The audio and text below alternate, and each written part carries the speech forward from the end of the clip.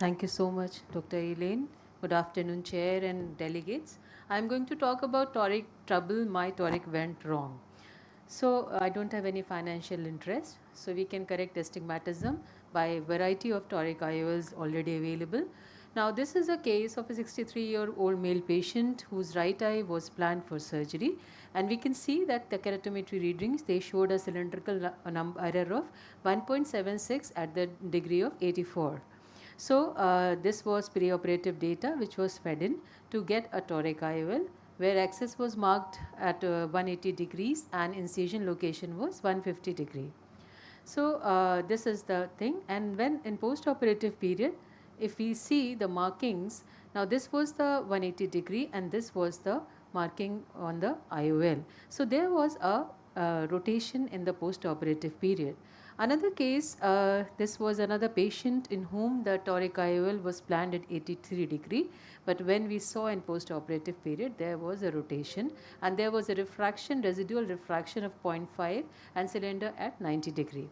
So this is the most common problem which we face in post-operative period, where we have rotation of these toric IOLs. So as just we were discussing, we can find out by these websites that how much rotation we should do again to align the lens in the post-operative period. So these are the toric results analyzer. So important consideration is there any rotation, or how much rotation is there and how much we need to rotate again. So how to measure was already shown by a wonderful video by Dr. Indrajit, so I will skip. Now I also found this iToric app very useful to assess that how much alignment we have to do. So it is a simple app, you can download it on your mobile phone, and then once you click a photograph of anterior segment photograph, and then align it with the markers on your mobile phone, and once you have aligned it, you enlarge it and check that what is actually the axis where the lens has been put. So here you put the axis of placement, so it is, if it is 40 degree, new axis of placement it will give you like this, so it is 40 degree. Now this, by this aligning this mobile on the picture, you can check that what is exactly the axis of our IOL which has been placed inside the eye. The best part about this app is that it is there is gravitational fed in, so even if you rotate your mobile, still the axis markings don't change. So we did a toric results analyzer for this particular patient, and it showed us that we need to rotate the lens by 10 degrees. So we again did it the rotation under hydroimplantation. So I think hydroimplantation has already been discussed by Dr. Kothari. So it is a good idea to rotate it under hydro, because you don't need to remove the viscoelastic. Otherwise you need to go underneath the IOL and remove the viscoelastic. So after 1 week, we can see the alignment was exactly at 40 degrees.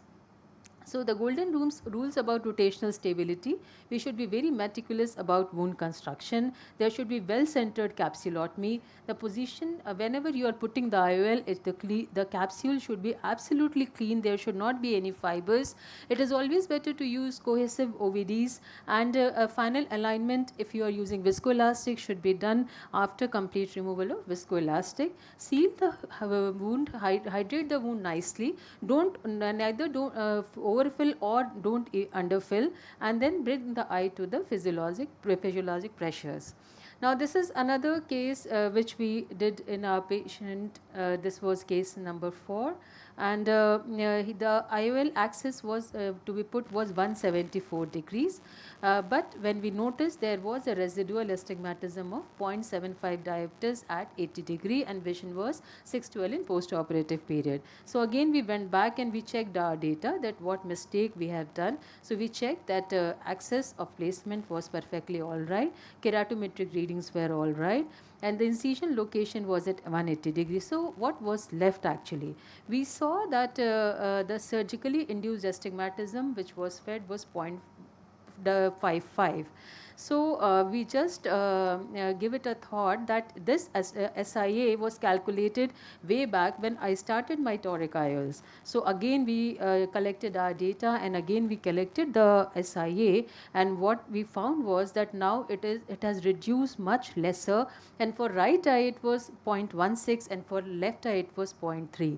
So I just wanted to emphasize that if you have calculated it a very long back while you have started your surgery, and now after say 5 years, 10 years, again recalculate your SIA, and for right eye calculated separately and for left eye calculated separately, and then when you feed in the data, then we found that the IOL was of SN 685 should have been put, which was T4 we actually put.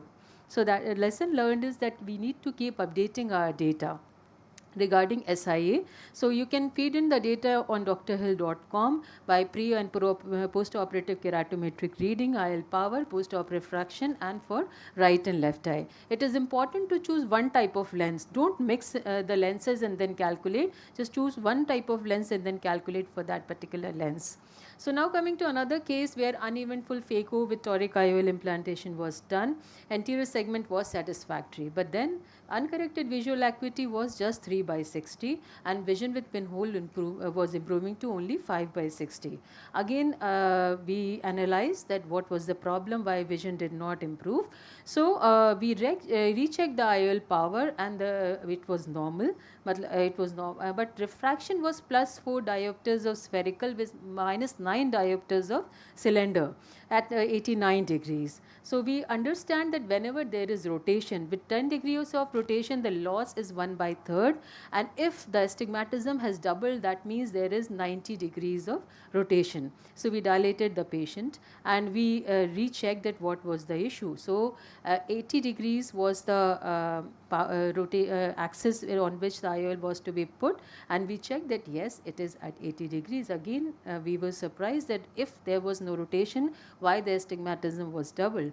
So when we again retrospectively analyzed the data, what we realized that the data which was fed in the chart, in which the axis was exactly changed, like at 0 degree was put at 180 degree, and 180 degrees readings were put at 0 degree. So when we rotated it exactly at 180 degree, we found that, shall I finish this case? Okay, thank you. Fine. So we rotated it at 190 degree, and we found that vision has improved to 6.9. So lesson learned is that don't rely on anyone. Don't rely on your staff or maybe or the person who is calculating the data from IOL team. Verify it yourself, and then so that you don't have any residual refractive error. So this is the last slide I would like to see. This was a bubble marker, and once you see, if you put it along the line and see how the markings are there, one is falling on the horizontal line and another one is falling above it. So sometimes even the instruments by which you are marking might not be correct. Always check it yourself and then only mark. So now I will come to conclusion. So to conclude, I will say that toric IOLs are very rewarding IOLs. Patients are extremely happy if it is done correctly, but it should have accurate measurements, accurate power calculation, accurate marking, and accurate positioning. Thank you so much. Excellent presentation, ma'am. So basically, to summarize, to get the best results, we have to minimize all the variables. So biometry should be perfect marking, and perfect alignment. And sorry? It goes without saying. So we all surgery. Are perfect surgeon assuming that. So very nice. And thank you. Just one aspect of you mentioned about the customized toric IOLs by Care Group. It has excellent results. But one thing we need to remember is we should never implant it upside down. If you implant it upside down, it gives haywire results. So that is something, because it's a plate haptic, sometimes we get confused how to put it. Right, right. Okay. Your phone is ringing. Yeah, smart. Yes. It's always 0-180 only. Yeah, you can simply implant it, the smart toric IOLs.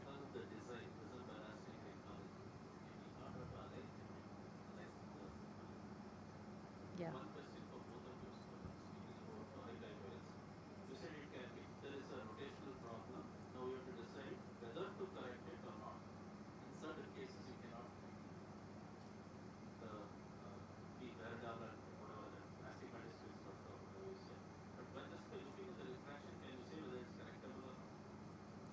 just by looking at the refraction. Now, if there is residual refraction and if there is no spherical error, that means it is residual astigmatism due to miscalculation. And if there is hypermetropic error is there, that means it is correctable. The spherical equivalent should be 0. Yeah, that spherical. case which you showed, na, plus Right. 4.5 minus 9, means Yeah, it has exactly. flipped 90 degrees, So, classical. so if there is a spherical equivalent is there, that means it is correctable. If it is 0, that means it is the residual astigmatism because.